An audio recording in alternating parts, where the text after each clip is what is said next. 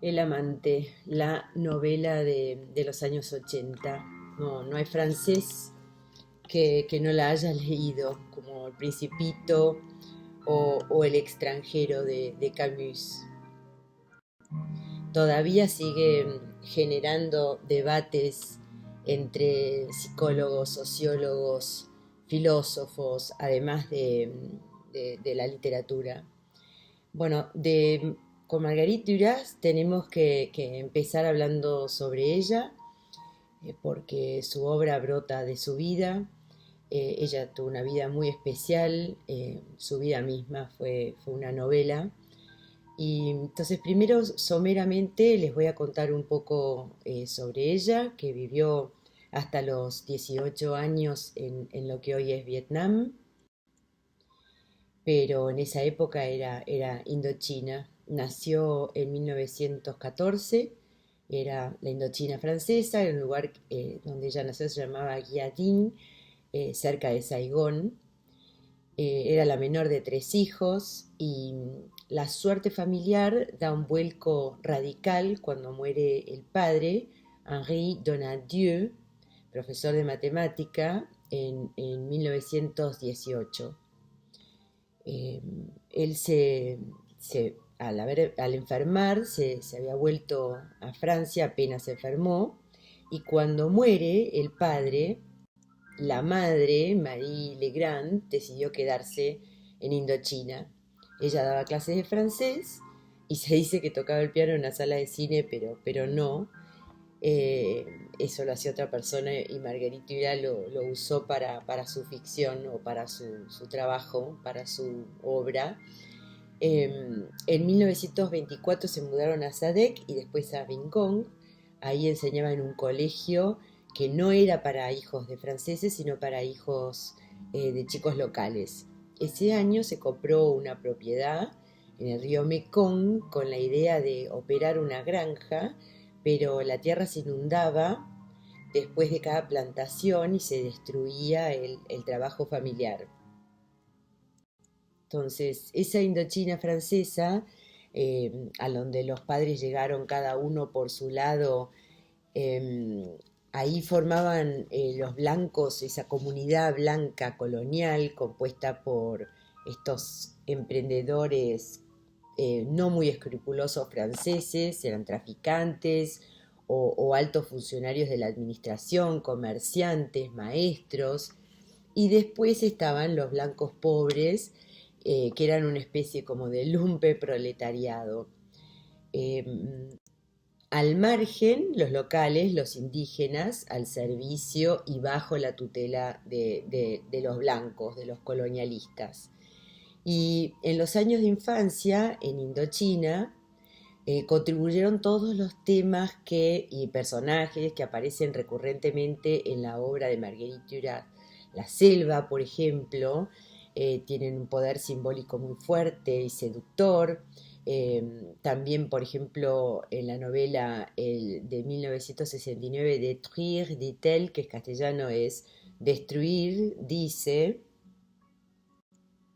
Bueno, es una infancia difícil, pero al mismo tiempo que le daba la posibilidad de correr y jugar en la selva a ella como chica, cazando pájaros y animales, que después los llevaba a la casa para comer, y su libertad en los bosques con uno de sus dos hermanos, con el adorado, el menor, está siempre asociado al miedo a las criaturas que ahí habitaban, y la necesidad de volver a la granja y también al mismo tiempo el miedo al hermano mayor. El tema de las inundaciones que habría tenido un efecto muy importante en Duras porque es un tema recurrente en su obra, que es lo que se ve en Un dique contra el Pacífico, esa lucha de la madre contra el Pacífico, que es algo siempre al acecho, como una amenaza de tragarse el terreno, que es como una metáfora de la lucha contra la violencia del vampirismo colonial. Sus hermanos aparecen en sus novelas, más que nada en El amante. Aparece su hermano Pierre, que era el mayor y el preferido de la madre, que la atormentaba a Marguerite, y también a su hermano Paolo. Duras se sentía muy cerca de Paolo, que era el segundo, y bueno, esto también aparece en El amante de la China del Norte, que la escribió 7 años después. Ella era la menor, pero igual trataba de protegerlo a Pierre porque tenía un cierto retraso. Y otro hecho autobiográfico que también aparece reflejado en su obra es el colapso nervioso que tuvo a los 12, que le produjo una fascinación por el tema de la salud o la enfermedad mental. Eso aparece en Hiroshima Mon Amour del 59,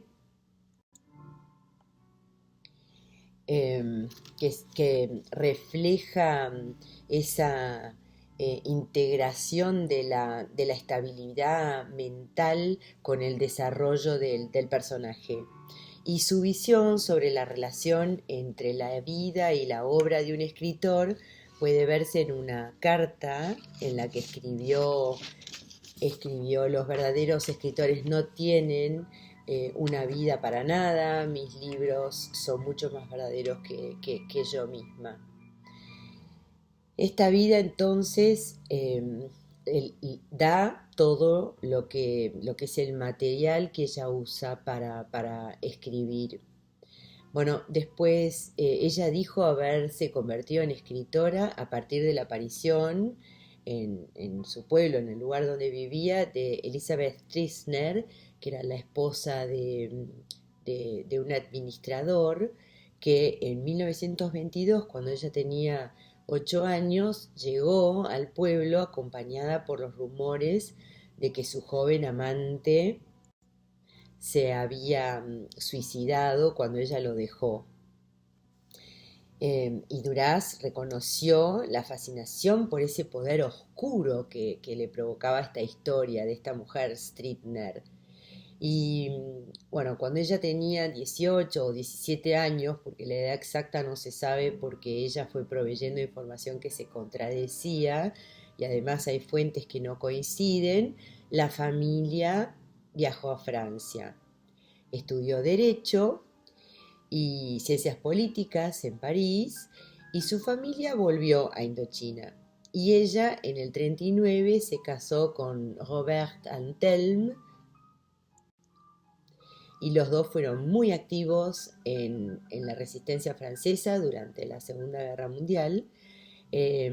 Su marido, el Antelme, trabajaba en el Ministerio del Interior y ella consigue un puesto en el Círculo de la Librería, que era un sindicato de empleados que se dedicaba a la industria del libro. Y durante esa época, Duras empieza a escribir de manera activa y empieza a intentar publicar su primera novela. El 42 es un año decisivo para ella. Pierde un hijo en el parto, como también después lo hacen algunos de sus personajes. Su hermano Paolo muere en Saigón. eh, Ahí esto se ve en El amante como que la muerte del hermano es parte de la crisis que desata, ¿no?, la historia. Y conoce a Dionys Mascoló, que es su segundo marido y padre de su hijo Jean. Él lo conoció durante la resistencia, primero es su amante, él era ensayista y era cercano al comunismo, y con él se casa, después con él tiene a su hijo entonces después. Pero bueno, son ellos denunciados por ser activos con la resistencia francesa, y su marido Antelme es mandado a un campo de concentración, a Dachau. Y ella ahí se pone a trabajar incesantemente, eh, para encontrar a su marido, y después, incluso en el 44, después de la guerra, con Mascolo y con François Mitterrand, que era muy amigo de ella, el que después fue ministro, consiguieron la liberación de él, que estaba esquelético y muy enfermo, y ella lo cuida.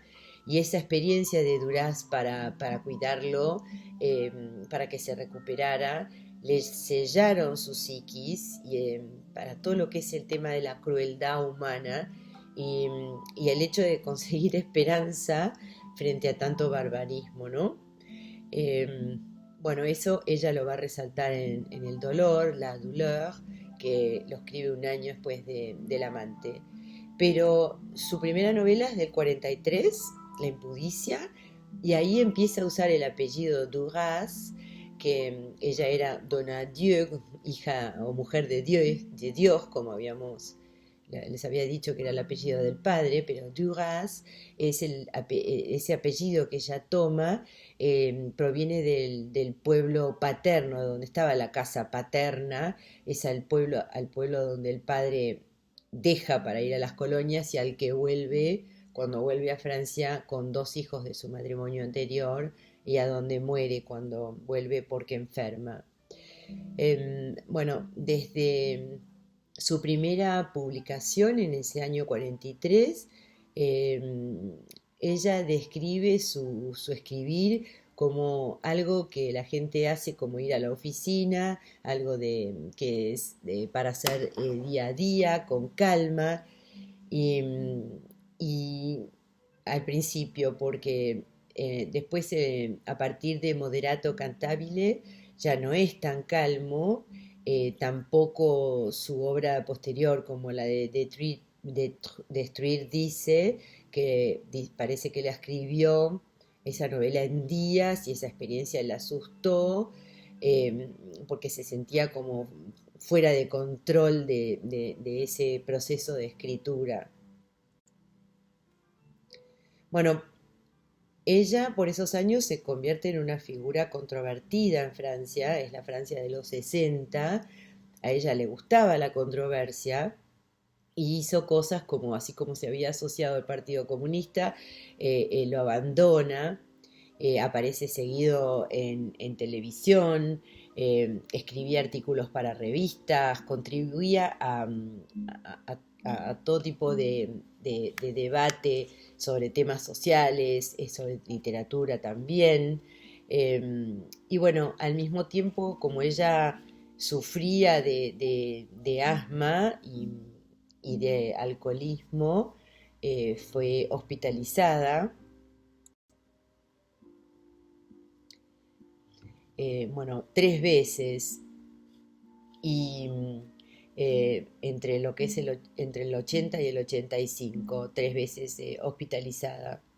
Y en el 88 estuvo en el hospital por asma y, bueno, y alcoholismo, entró en coma por 5 meses, y cuando recuperó la conciencia quedó en el hospital por 3 meses más, le habían hecho traqueotomía. Ella, con esto se los digo porque ella identificó 3 pivotes alrededor de los que se organizaba su vida: el alcohol, el amor y la escritura. Murió a los 81 de cáncer de garganta, está enterrada en Montparnasse. Es una vida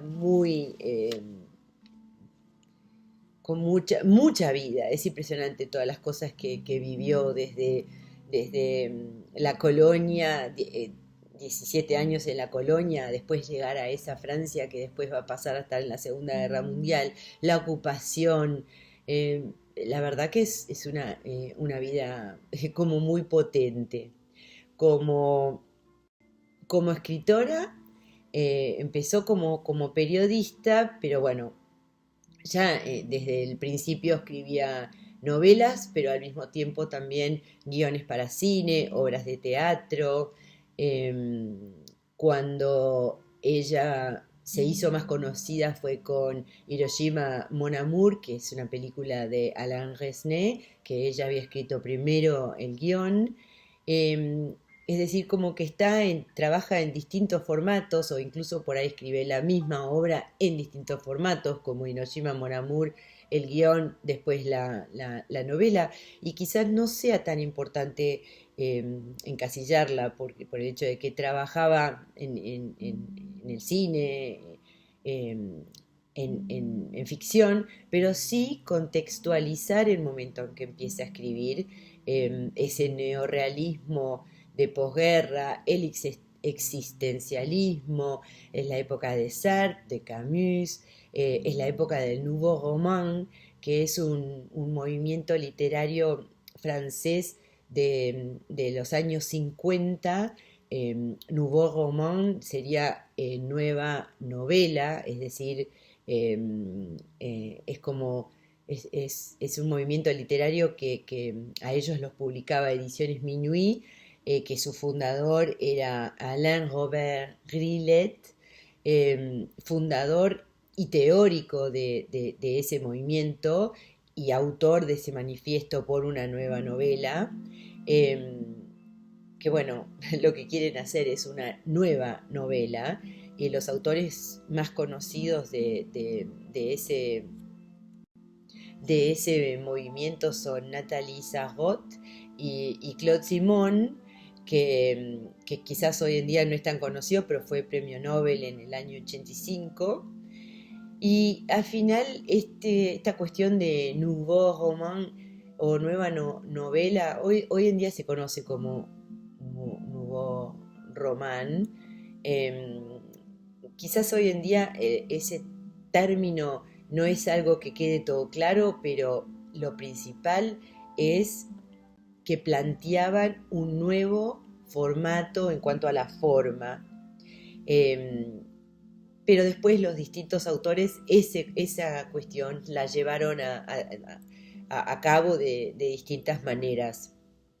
Eh, Como algo generalizado de todos es el cuestionamiento de la novela tradicional, la novela del siglo XIX, la decimonónica, que planteaba un comienzo, un desarrollo y un desenlace, pero pensemos en esa época de Segunda Guerra Mundial, posterior a la Segunda Guerra Mundial, el hecho del shock emocional que tiene que haber dejado ese desastre europeo, y si no tiene sentido pensar que les parezca que no tiene sentido escribir novelas como hasta entonces, eh, es decir, con ese planteo de trama con inicio, desarrollo y desenlace, y que les interese más el fluir de la conciencia, lo que pasa en las mentes de los personajes,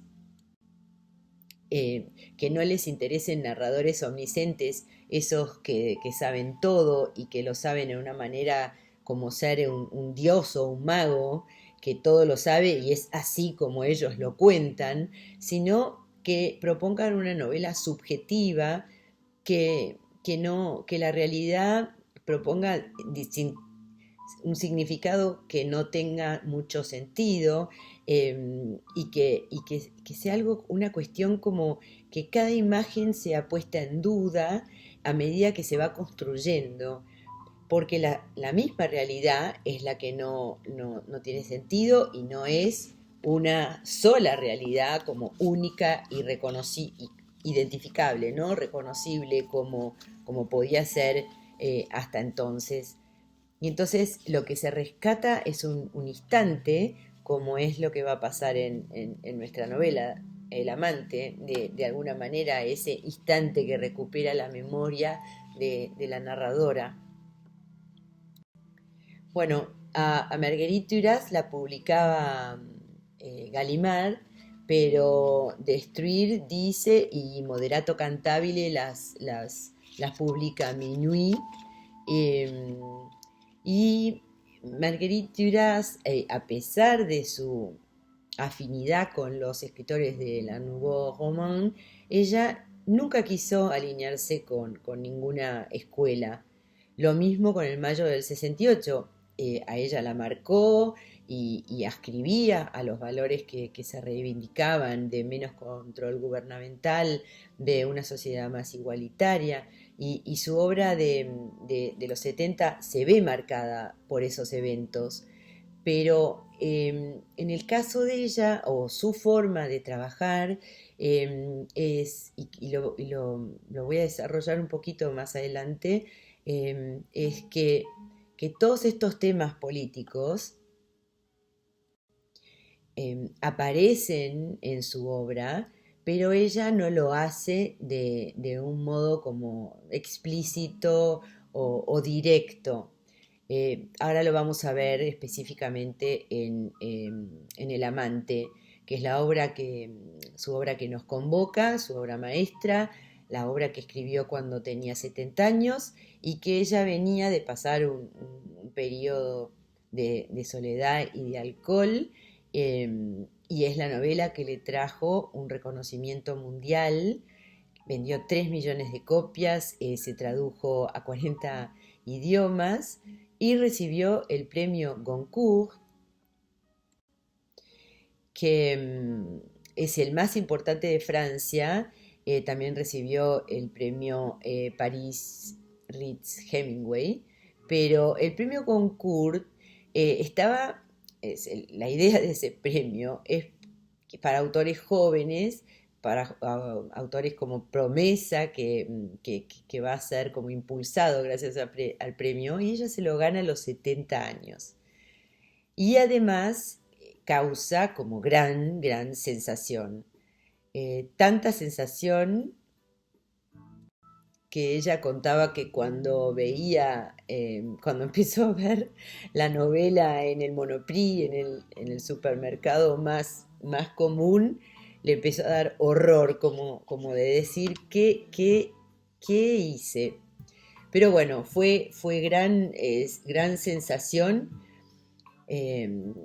porque la verdad que imagínense una autora conocida que es una autora que es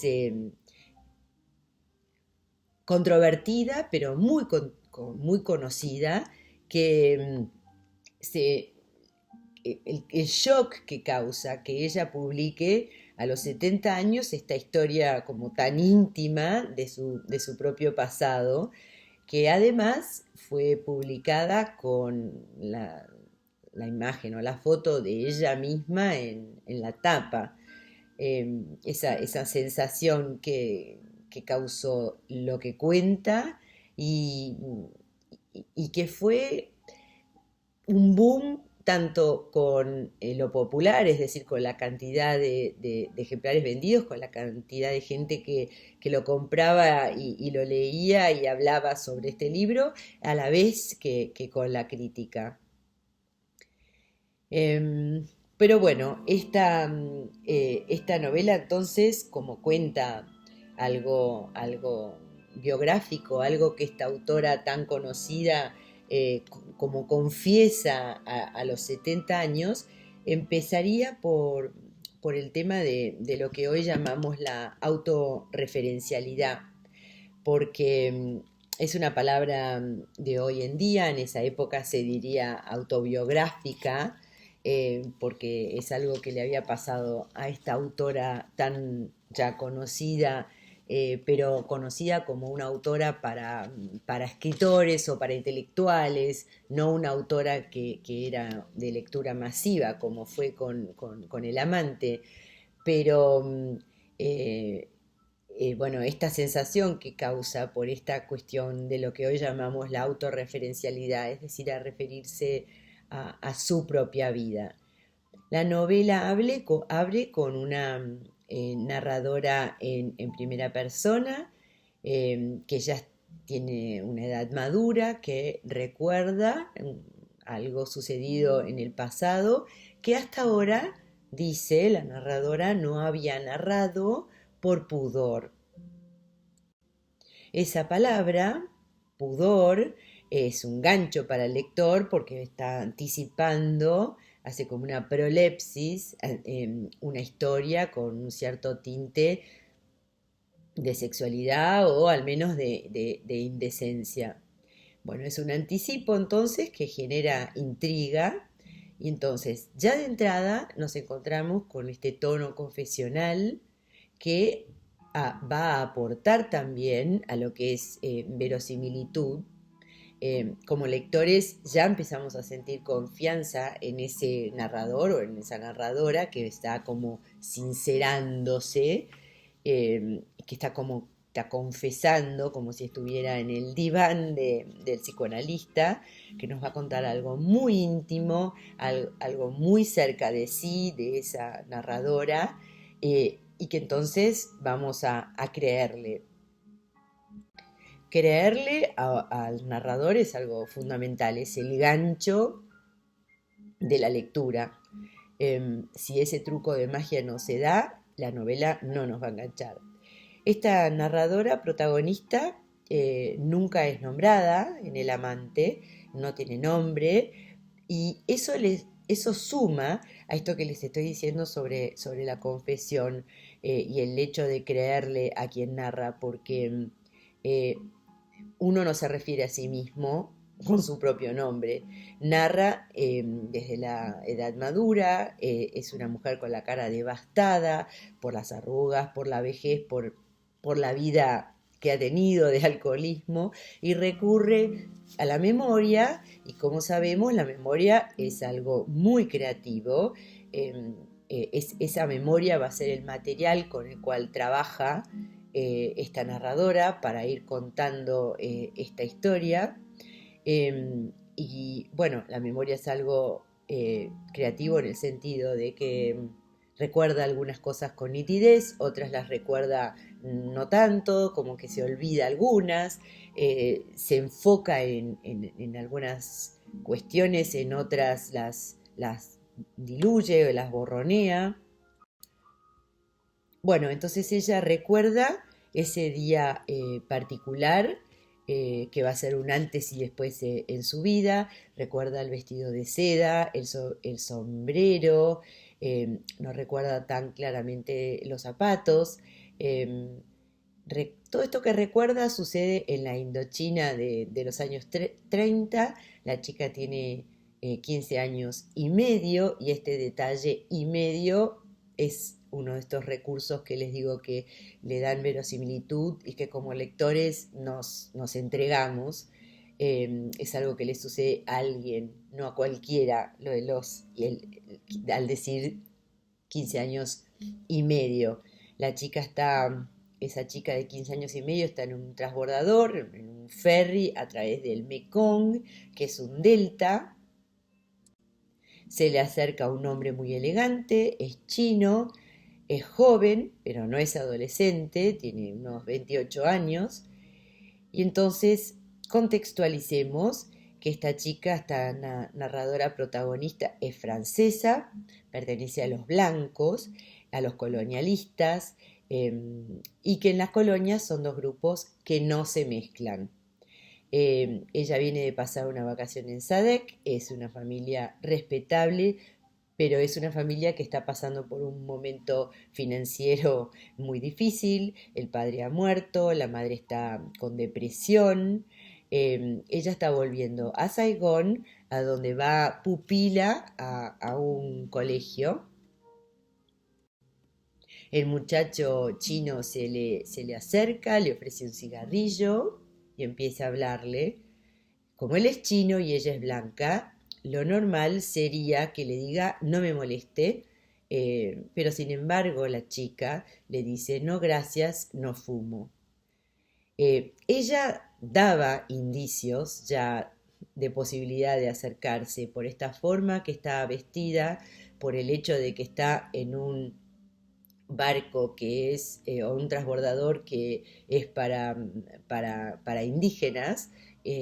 Las mujeres blancas de la colonia no hacían eso. Eh, él tiene 28, como les decía, viene de pasar 2 años estudiando en París, estudiando supuestamente, se nota que es rico. Eh, lo espera un chofer y una limusina y le ofrece a llevarla en esa limusina a la chica, y ahí es evidente que es riquísimo, ¿no? Ella se da cuenta que el muchacho está atraído por ella y también se da cuenta que la familia podría beneficiarse por eso. Tiene miedo por su propio futuro, pero acepta el avance del muchacho. Se hacen amantes y la chica experimenta un despertar sexual. Los dos temen porque la relación sea descubierta, sería un escándalo porque ella es menor de edad, pero sobre todo por el tema social y racial, ¿no? Pero la chica no corta la relación y el muchacho ayuda económicamente a la familia.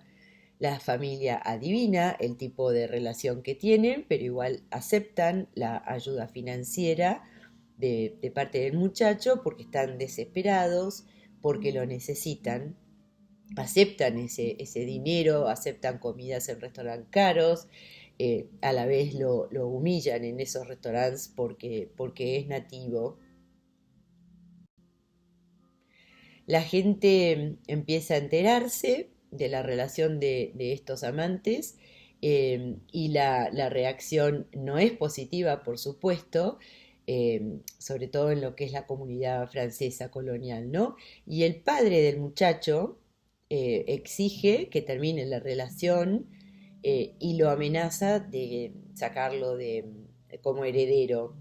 La relación dura un año y medio, hasta que la chica viaja a Francia. Ella cuando lo hace tiene 17 ya, se convierte después en una escritora conocida, tiene hijos, y él, años más tarde, en un viaje a Francia con la esposa china con la cual el padre quería que se casara, eh, la contacta. Y ese es el disparador de la novela. Entonces vamos a ir viendo algunos temas.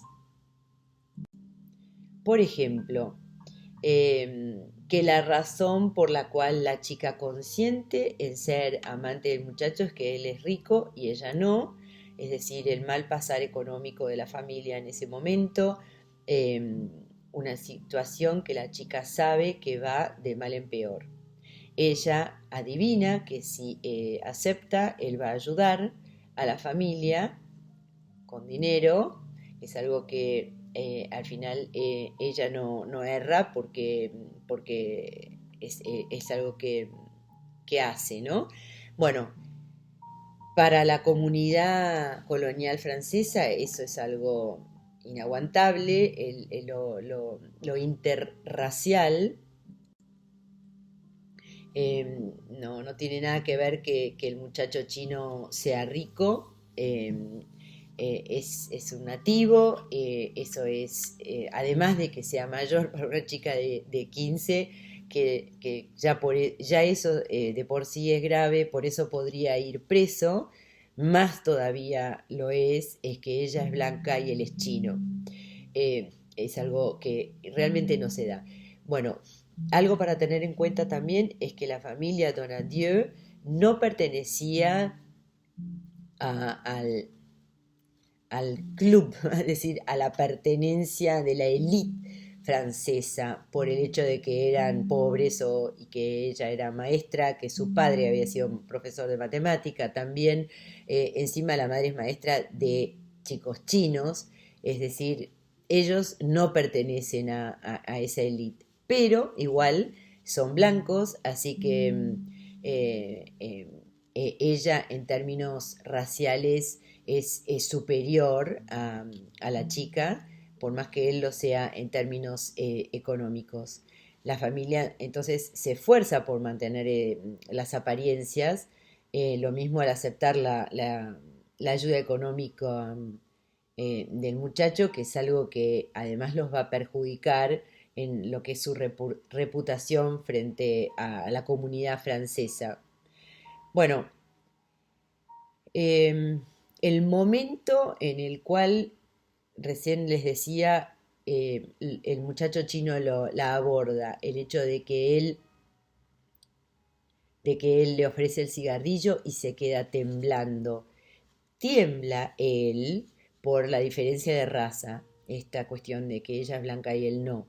Y después él se refiere a lo inaudito que era que ella estuviera adentro de ese colectivo ferry, ¿no? Em, entonces, aquí yo les decía que es un indicio para él, de alguna manera, que ella esté así. Em, También lo es la forma como está vestida ella.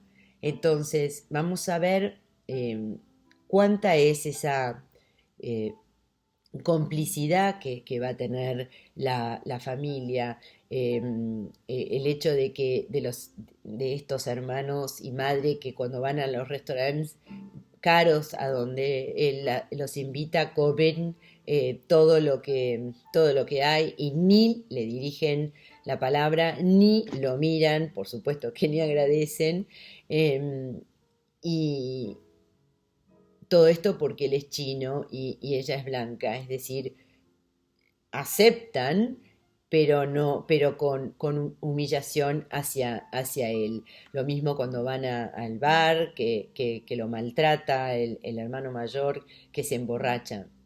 Que todo esto está relacionado al tema del colonialismo, porque estos franceses, sean o no sean, pertenezcan o no pertenezcan a la élite, son un grupo de gente snob que no soporta es decir, que tienen como esta mirada de superioridad frente a los nativos. Ellos se sienten de esa manera y es la principal razón por la que nunca van a aceptar esta relación. Él podrá ser rico, pero no forma parte de ellos.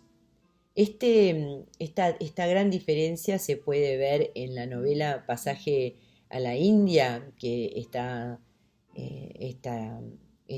basada en un libro de Foster del año 24, que es, por supuesto, en la colonia británica de la India, ¿no? Pero ahí eh, hay una escena en la que los dos indios, uno es médico, es decir, que están eh, bastante alto en la escala social, pero hablan sobre si la posibilidad o no de ser amigos de un inglés, eh, bueno, y sabiendo que ni siquiera pueden entrar al club, es decir, al club de los ingleses, un indio solo entra si es el mozo, pero nunca va a entrar eh, un médico que después es falsamente acusado de violar a una mujer inglesa, pero que ahí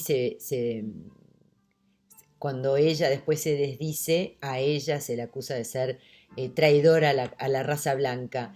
Que bueno, esto era un paréntesis nomás para comentarles que en esta película esto se puede ver eh, y, y por más que sea en la India. Otro tema que vemos en la novela El amante es el tema de la lealtad familiar, que tanto el muchacho como la chica sienten frente a sus familias, una cierta como responsabilidad o obligación eh, frente a los padres. Eh, y otro, y el que es para mí el más fuerte de esta novela, es el tema de la madre. Eh, la locura de la madre, que es el gran tema de la novela. La chica empieza esta affair para ayudar a la madre. La madre está deprimida por la pobreza, está desesperada, envuelta en la desesperación. Entonces, esa locura de la madre, sigo con el tema de la complicidad respecto de la madre, de la familia, con lo que es la prostitución. Como esta novela tiene tantos espacios en blanco, tantos silencios, hay mucho que el lector con su propia subjetividad va a rellenar, va a cargar. Pero bueno, eso supongo que cada uno de ustedes le va a dar mayor o menor peso a ese grado de responsabilidad de la madre con lo que esta chica de 15 años y medio hace. Porque está esa escena en que la madre le pega cuando le está preguntando qué es lo que ella hace con el chico, como está en esa escena como mostrando no saberlo, eh, y la está como acusando de que él es chino, pero bueno, al mismo tiempo están recibiendo todo ese dinero de parte de este muchacho, ¿no? Y después a la madre la llaman de la pensión para decirle que la hija no vuelve a dormir muchas noches, eh, y ella responde que se lo permitan porque es una chica muy libre, que si no después podría ser peor. Le objetan que use rouge, que escote, taco, que salga eh, tan seductora, y la madre responde que eso le queda muy lindo a la hija. Y bueno, ni que hablar cuando le ve el diamante en el anillo a la chiquita. ¿Qué más que el amante que el diamante para saber que ella tiene un amante? Es decir, la, la índole de esa relación. Y la respuesta de la madre es: ay, me hace acordar a un solitario que tuve. Es decir, cuánto cierra los ojos esa madre. ¿Cuánto les parece que esa madre no sabe? Muy al principio, en la página 32, en mi página 32, el mío es en francés, pero dice, el lazo entre la miseria está también con el sombrero de hombre, que anticipa el dinero que va a llegar a la casa que de una manera o la otra tiene que llegar a esa casa. Y después es por esta razón que la madre permite a su hija o permite a su niña salir de hacer una niña prostituta. Es decir, que la narradora usa esas palabras. Y la madre sabe muy bien que además la chica arriesga todo su futuro, es decir, lo anula directamente, que no tiene ninguna chance de después conseguir un futuro después de haber tenido un amante chino. Así que por más que la grite o la maltrata con acusaciones, y que su hermano mayor con mucho sadismo mire la escena y la goce, esa madre tiene ahí ese conocimiento, y ese es el corazón de la novela. Esa locura de la madre y el vacío que deja ese como no amor de esa madre. Para la narradora, la madre ha sido asesinada por la sociedad, es decir, ha sido destruida por la sociedad, que es esa sociedad colonial, ¿no?, que estamos diciendo. Y es la que la ha llevado a esa desesperación, y por esa razón es la que sus propios hijos detestan la vida y se detestan entre sí. Bueno, les decía que esta novela dio para muchísimo debate sobre y con todo tipo de intelectuales. De hecho, Julia Kristeva, que es, entre otras cosas, es psicoanalista, ella opinó que esta novela lleva al lector al borde de la locura gótica de esa madre. Y pensemos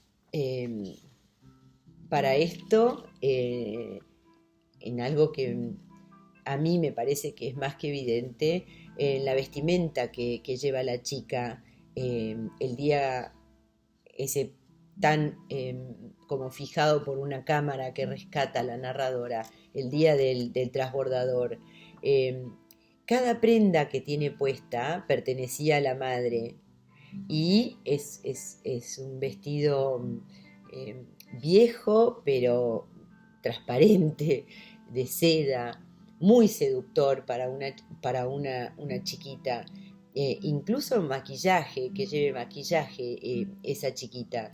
Después fue la madre la que le enseñó a ponerse esas trencitas, que son como la trenza aporta como el contraste al rouge, al vestido transparente, a los tacos, eh, y, y también al hecho de que esa niña blanca esté en el transbordador de indígenas. Eh, entonces en la novela además tiene el valor simbólico porque está puesto ahí para que muestre eh, este significado que les estoy contando. Más que una colegiala, una chica que va al colegio, esta imagen que está pintada es la de una pequeña prostituta, ¿no? Eh, entonces, esta madre precede al amante en el amante. Eh, Incluso en el texto mismo se habla antes de la locura de la madre que del primer encuentro con el amante. Esa madre que dio todo por el hijo mayor. Se desvivió por él al punto de que él recién cuando la madre está muerta hace un tiempo y ya vendió todo, hasta la última servilleta de lo que quedaba de ella, ya robó todo lo que pudo a su hermana, consigue por primera vez en su vida un trabajo que trabaja de sereno, ya tiene más de 50 años. Esta relación como muy oscura de amor-odio materno, en la que está todo enfocado ese amor en el hijo mayor. Ella dice que la madre decía, estos son mis hijos, este es mi hijo, estos son los otros. Es decir, como todo puesto, es un amor que en el caso del hijo, todo puesto en él, parece que a él como que lo ahogó, ¿no? Bueno, y después por otro lado, el muchacho chino a su vez lucha con su propio conflicto con su padre, que quiere que termine con esta chica porque si no va a desheredarlo. Para él económicamente también es un riesgo, corre un riesgo que el hijo sea denunciado y perder todo lo que tiene, todo ese dinero que tiene. Entonces, bueno, otra cosa que les decía al principio, que otro tema es el tema de sexo versus amor. Eh, Porque esta chica vive su despertar sexual con su amante chino. Ella toma contacto con el placer físico, que no tanto con las emociones, que es algo que después de grande se va a replantear, como que tanto insistía en que ella no lo quería a él, por más que él sí, es decir, que no lo amaba, que era solamente gozar, eh, como que ella está convencida de que esto, de niña, de que esto era así. y lo que ella está ahí gozando es el placer físico. Ella empezó el amor, la relación con el amante solamente por una razón práctica y no quiere que esto sea una pareja romántica. Em, la razón práctica es prostituirse, conseguir dinero para su madre y sus hermanos, para su familia, por más que él confiese que la ama. eh, Él es mucho mayor. La situación de él es otra, probablemente su psiquis también sea otra. Eh,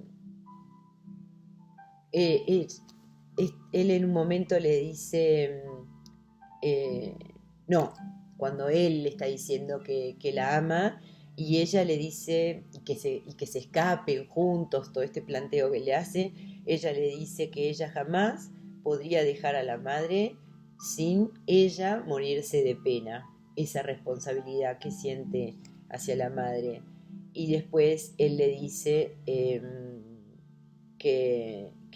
no hay ninguna chance de ella con él, pero que le va a dar de todas maneras plata, así que no se preocupe. Bueno, conseguir dinero para su familia, eso es lo eh, que ella quiere. Y muchos años más tarde, cuando ella ya tenga estos 70 del momento en que escribe esta novela, bueno, que el muchacho, ya mayor, también busca a la chica y decirle que todavía la ama, ese es el momento en el que ella, confundida por este contacto, empieza a mirar hacia atrás, como en, en contemplación, como en retrospectiva, y preguntarse si no malinterpretó la situación en Saigón cuando era chica y se decidió a que esto era una relación por un tema práctico, a plantearse si ella no lo habría amado también, es decir, por el hecho de que ella con él, con este muchacho, llenó el vacío que le dejaba esa falta de amor de la madre y que también esta relación le sirvió como de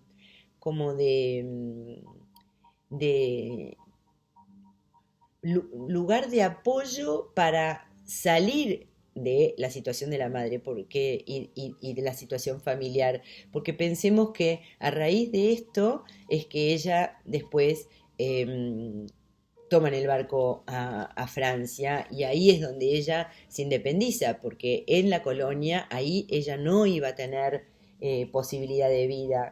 ¿Y quién habrá pagado por ese pasaje de la familia a Francia, donde ella después se instaló eh, a lograr tener la vida que finalmente tuvo, ¿no? Y hablo en términos biográficos como también en términos de lo que es la novela, que la novela comienza con esta escritora instalada que ha escrito muchos libros antes, pero que esta es la primera vez que va a contar sobre esta historia de su pasado.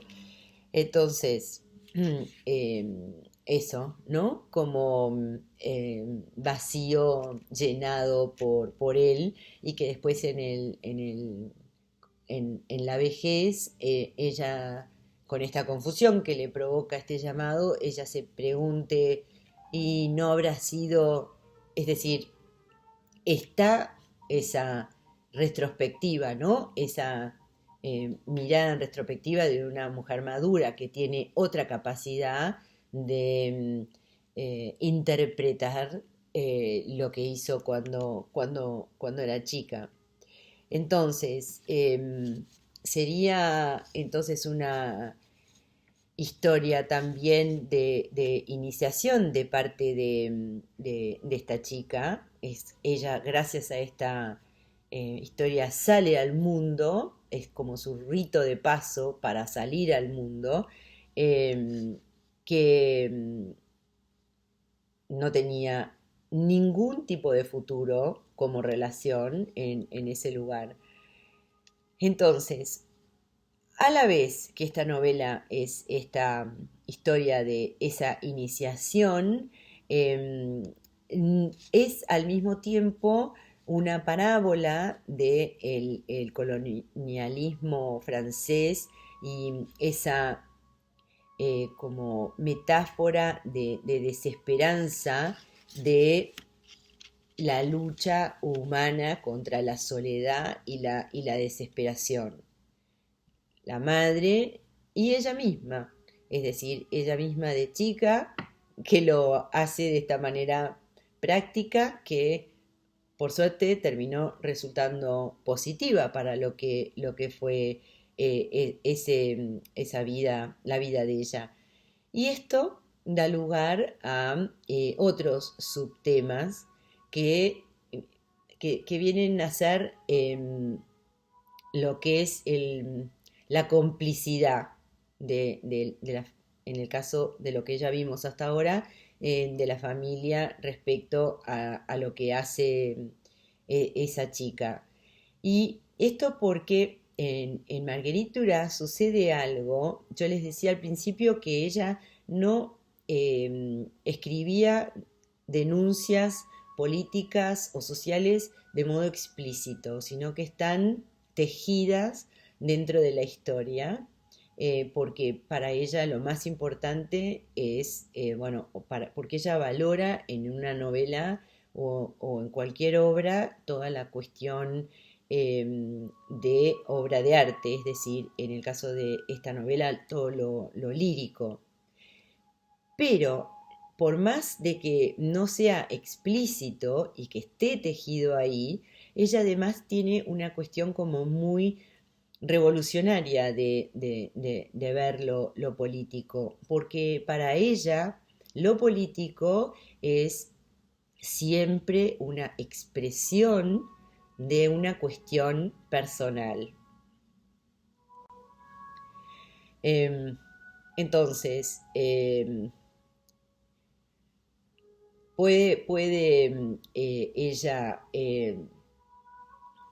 ver esta cuestión de, pensemos en el momento en que esta novela fue escrita, ¿no? Que son los años 80, cuando Francia se estaba cuestionando su posición en, durante la Segunda Guerra Mundial, ¿no? Entonces, Marguerite Duras ve lo privado en términos políticos y que en el hecho de que sean expresión, la política como expresión de lo privado. Ella dice, veo la guerra en los mismos colores que mi infancia. Veo el tiempo de guerra y el reinado de mi hermano mayor como una misma cosa. Ella ve la forma en que los fuertes avasallan a los débiles, ¿no?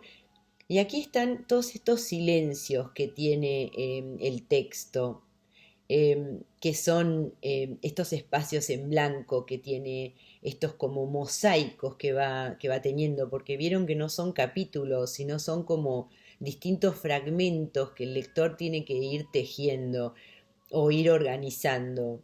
Y el lector los va a ir organizando con la propia carga que va a poner dentro de estos espacios. Y entonces ahí vemos que es extraño como eh, la narradora en un párrafo se está enfocando en lo que sucede en los años 30 en Saigón y después vira en otro párrafo sin ningún tipo de mediación directo a algo que sucede en París durante la ocupación, que funcionan ahí como, como contrapunto, porque son recuerdos que le evocan a la narradora un montón de preguntas sin respuesta. Y esto bueno, por los que les decía, ¿no? Que para ella al- eh, lo político es una solución a un problema personal. Me parece como algo muy osado para decir, em, pero que está relacionado con ese contexto em, en el cual ella escribe de estos años 80 en el que los franceses están viviendo este momento de reflexión, de examen de conciencia, de su postura frente al holocausto, frente a todo lo que sucedió en la Segunda Guerra Mundial.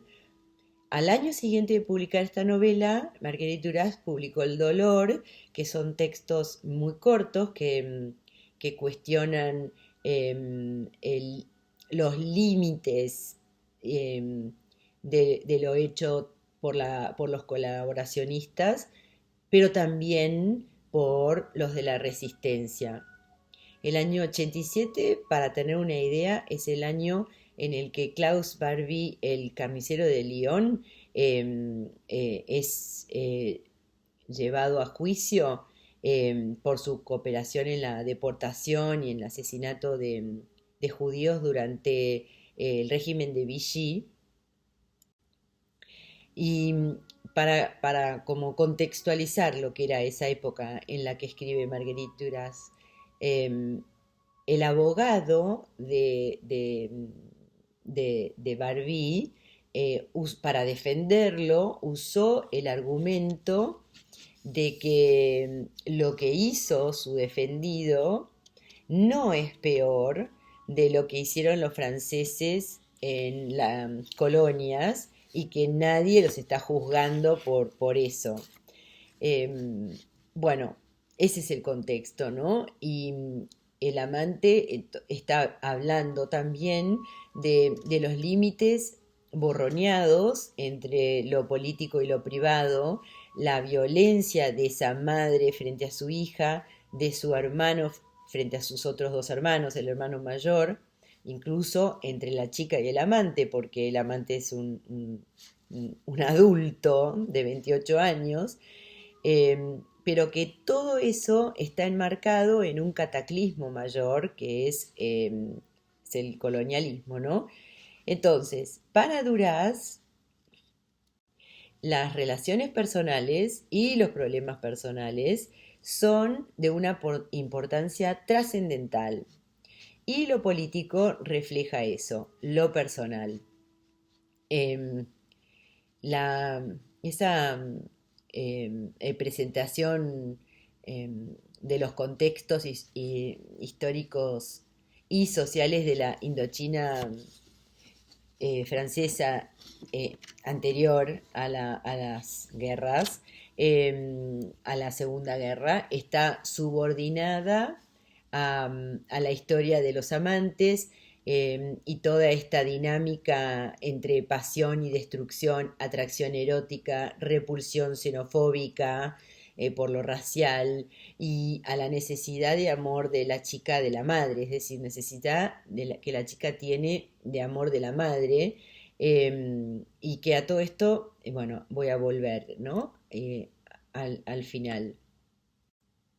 Pero yendo al narrador, es decir, a esta narradora, eh, eh, quisiera verla desde la construcción que hace Marguerite Duras de la voz que cuenta la historia, que es esta mujer francesa madura, que es una escritora ya reconocida, que rememora su infancia y su adolescencia en Indochina y que se enfoca en esta imagen que le aparece de golpe y que la ve como central a su identidad.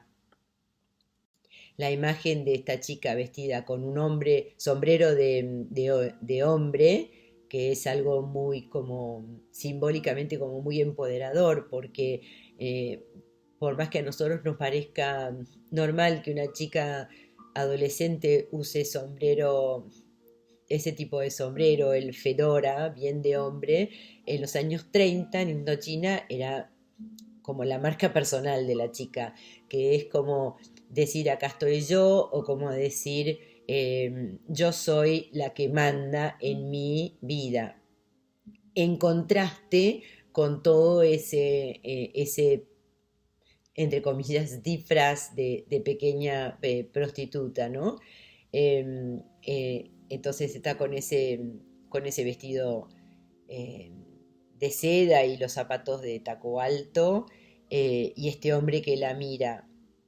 Y la narradora está narrando en primera persona, esto me pasó a mí, esto es algo que yo estoy confesando, y de repente pasa a tercera, la narradora como testigo, que desde ese recuerdo se ve a sí misma como esa chica de 15 años y medio, en la que él le ofrece el cigarrillo y que es la forma que la aborda, y entonces deja de ser ese yo confesional a como correrse un poquito como si fuese la cámara que observa y decir, esa chica es la que dice no, no dice déjeme tranquila, sino que dice no gracias, no fumo. Pasa entonces de ese tono confesional a ponerla ahí y verla como si eso le diera como más fuerza todavía al hecho de que ella está viendo a esa chica que está aceptando todo eso. Lo hace mucho, mucho más potente, más allá de que además es súper desestructurado de parte de la autora. Pero bueno, este tono narrativo confesional y eso que decíamos al principio de lo autorreferencial, se podrían preguntar, pero bueno, si es así, si es una autobiografía, ¿esto es una novela? Es decir,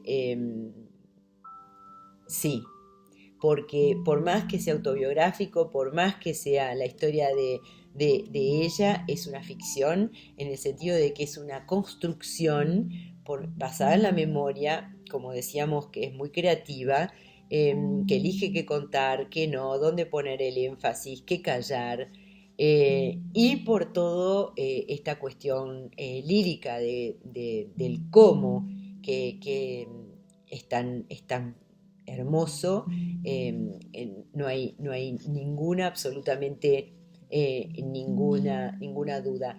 Después también observen que esta construcción que no tiene ningún tipo de hilo cronológico, que están ahí esos mosaicos que decíamos que se están refiriendo al pasado, pero no en pretérito simple y en primera persona, que sería él me amó, sino en uno indicativo o incluso un futuro subjuntivo en tercera persona, como por ejemplo, él ama a la niña, él la amará, él la lavará, o él la va a lavar.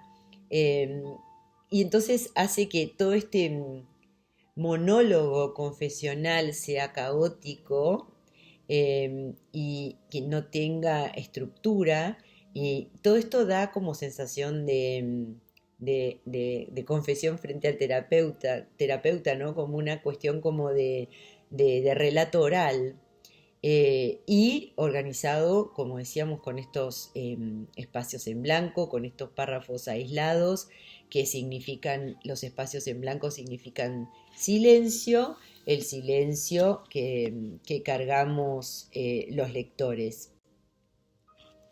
Bueno, algunos dicen sobre todo en Francia, que los buenos escritores escriben siempre la misma historia.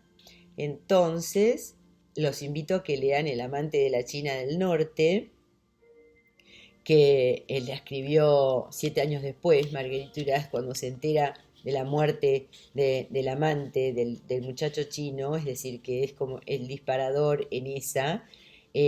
También es disparador la película que hizo Anot en el 91, porque ve que se enfocaron solamente en lo erótico de esta historia y para ella la historia es otra, o la novela trata de otra cosa.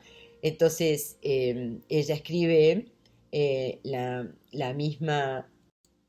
misma historia y con eso, bueno, además los desafío a que vean eh, cuántas cosas cambian. Es decir, es la misma historia, pero cambian muchas cosas. En la otra eh, le pone más acento a la parte de la relación de ella con su hermano menor, esa relación incestuosa, o, o sino también eh, a la parte en la que en el amante él tiene miedo y el amante de la China del Norte es ella que tiene miedo, es decir, cómo cambia cosa porque como les decía, depende en qué está enfocándose, en qué, cómo va a contar cada parte del relato autobiográfico que se va a convertir en novela, ¿no? Entonces, esa novela tiene un estilo parecido, también compuesta por líneas cortas, directas, con repeticiones en algunos momentos, eh, pero es menos introspectiva, más narrativa, tiene más espacio para la relación amorosa, como diciéndoles, era esto lo que querían por la película de Anot, ¿no? Y hay más diálogo.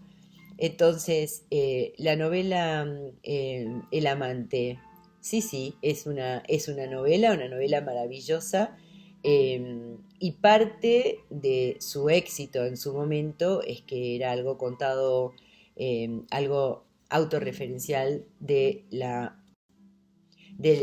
propia Duras.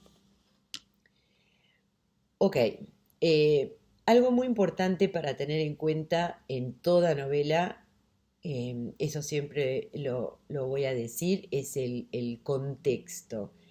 El contexto de un texto me parece importantísimo. Así que ahora me voy a detener un poquito para considerar dos aquí. El de la historia en sí, de los años 30 en Indochina, y el de la autora en el momento de escribir la historia, el de la segunda, el que tiene de por medio la Segunda Guerra Mundial, pero como les decía, es el momento ese de, de examen de conciencia de parte de los franceses.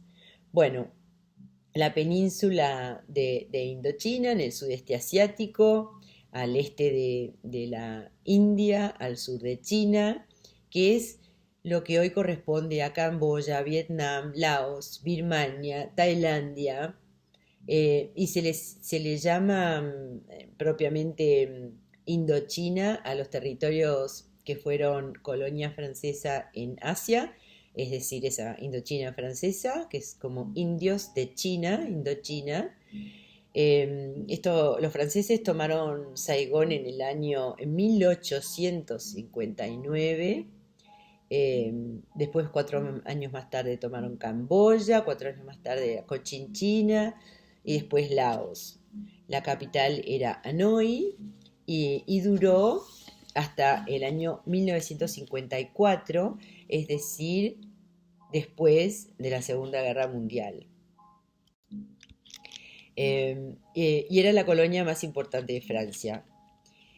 Eh, los franceses justificaron el colonialismo con el argumento de la civilización superior, la misión civilizatriz, es decir, que tenían la responsabilidad de colonizar regiones no desarrolladas, y ahí iban a introducir ideas políticas modernas, reforma social, industrialización, que sin la intervención europea, en este caso la intervención francesa, estos lugares iban a permanecer atrasados, incivilizados, empobrecidos. Las potencias europeas lo que buscaban ahí eran recursos, materia prima y trabajo barato. Eh, y el desarrollo de estas naciones no era algo que se considerara, salvo que sí beneficiaba los intereses de la metrópoli, de la colonia, que es lo que pasó en el fondo. En general, el colonialismo francés fue más desordenado, más brutal que el británico. Eh, Francia nunca diseñó una política colonial coherente, lo que le satisfacía era que estuviera en manos franceses, ¿no? Porque tengamos en cuenta que, bueno, otro bastión del imperialismo era también la competencia entre las potencias europeas. Esa rivalidad que había entre unas y otras y que Alemania se quedó atrás en esa rivalidad y ahí esa es una de las causas de la Segunda Guerra Mundial. Bueno, la administración política de Indochina, es decir, de esta colonia francesa, quedaba en manos de gobernadores y cada uno tuvo su manera de gobernar porque tenían cierta autonomía, la autoridad era significativa, entonces eso daba lugar a que el gobernador, alentara su propio interés y diera lugar a mayor posibilidad de corrupción y de que pudiera tener mano dura con los locales, ¿no? Con la mano de obra. Y ellos, para minimizar la resistencia local, usaban la estrategia del divide y reinarás entre los mandarines locales o si no ponían distintos grupos religiosos uno contra el otro para socavar la unidad vietnamita. Bueno, por ejemplo, había un edicto que prohibía usar el nombre Vietnam. Bueno, era la ganancia lo que estaba detrás de la colonización francesa, que la fueron llevando a un sistema protocapitalista basado en la propiedad de la tierra, a la exportación en base a sueldos bajísimos, a la mano de obra local que trabajaba en plantaciones para los colonos. Si había antiguos propietarios, que eran pequeños propietarios, se les ofrecía quedar como trabajadores o si no irse para otro lado. Si hacía falta mano de obra extra, se reclutaba en masa en aldeas vecinas con promesas de sueldos que, bueno, si después no se cumplía, se reclutaba por la fuerza también. Lo que se producía era arroz y caucho, trabajaban 15 horas diarias y parece ser que los peores tratados eran los que trabajaban en las plantaciones de Michelin. Bueno, llevando esto a lo que cuenta nuestra novela, nos interesa la familia del amante, el chino, una familia riquísima, que tengamos en cuenta que para llevar adelante esta empresa colonial necesitaban contar con el apoyo local. Entonces, la presencia militar francesa no era tan grande, entonces se necesitaba apoyar en oficiales y burócratas locales, empresarios también, que se beneficiaran con todo esto para que se pudiera sostener. La familia del muchacho chino, del amante, viene del norte de la China, de Cholén, que se dedicaba a edificar viviendas para indígenas, para estos trabajadores, o sea, para la mano de obra, y que en términos locales sería un traidor a sus nacionales, ¿no? Porque colabora con los colonialistas franceses. Ellos se hacen ricos y tienen una visión de las cosas, por supuesto, francesa. Algunos recibían becas para estudiar en Francia. El chico el muchacho chino el amante, había estudiado en Francia.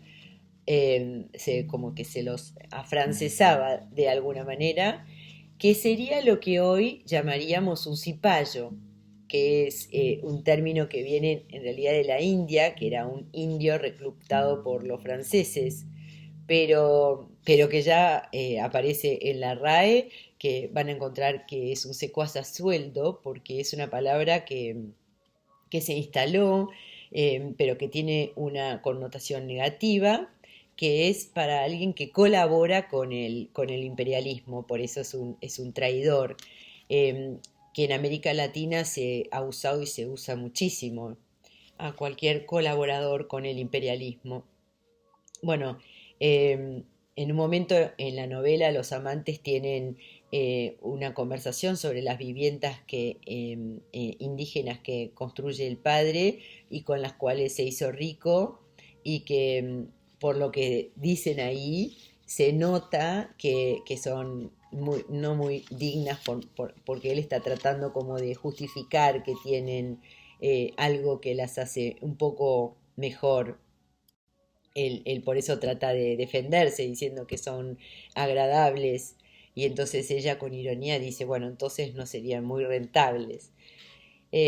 Bueno, ese colaboracionismo de esos traidores que venden a su propia gente hace eco con la colaboración de la madre con la hija, es decir, esa complicidad, con la de su hermano mayor, y que hace eco con esa de el momento en el que se escribe esta novela, es decir, en el contexto en el que se escribe, de esa Francia que se replantea su actitud durante la Segunda Guerra Mundial y el Holocausto, esos fragmentos que parecen como extrapolados en el texto que uno cuando lo está leyendo se pregunta, pero qué hacen acá?